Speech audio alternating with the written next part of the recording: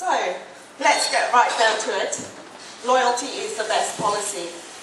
And one thing I would like everyone to have a bit of a think about is to remember that it's about 5 to 10 times more expensive to acquire a new customer than it is to retain an existing one.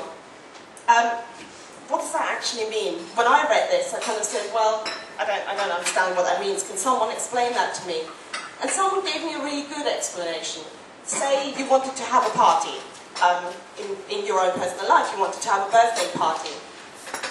It's of course much, much easier for you to invite people you already know than to find people that would attend your party that you don't know. Moving on, I'd like to introduce our next speaker, Guy Holmes, who's a director at Captivate Restaurants. The least proactive restaurants will market themselves on. So obviously Valentine's Day, Mother's Day, Christmas, and every time that you put something out, it's got to act as a reminder to say that you're still there, you're still serving great food, great service. You want to have a call to action, so whether that be booking a particular event, a particular day, or taking up some kind of special offer. And again, regular communications ensure customer loyalty. Of course, some people in the industry are still very slow and don't really have a clue about customer loyalty. That didn't get a laugh. That was my ace to get everyone laughing. But anyway, moving on. There are 4 major events throughout the year that even the least proactive restaurants will market themselves on. So obviously Valentine's Day, Mother's Day, Christmas, and that should be New Year's Eve. I'd like to introduce our next speaker, Marc Thompson. It's a pleasure to join you here today and to talk to you a little bit about the Harvey Nichols brand and what we've been doing over the last year.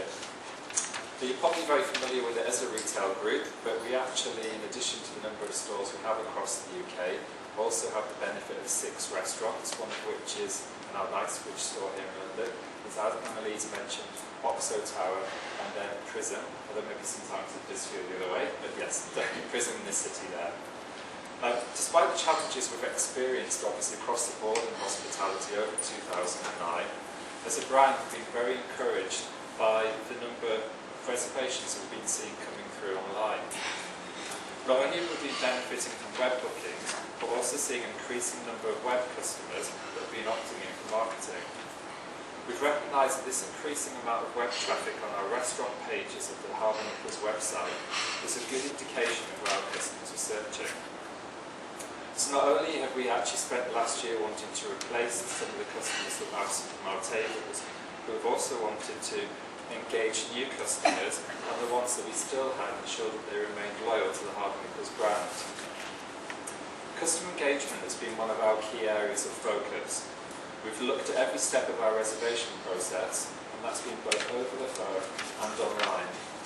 We've looked at ways of maximising our reservations, both with the Harvey Nichols website and through carefully selected booking partners, to ensure that our customers have felt that they've received a high standard and efficient experience, but also that they want to go through the same process again.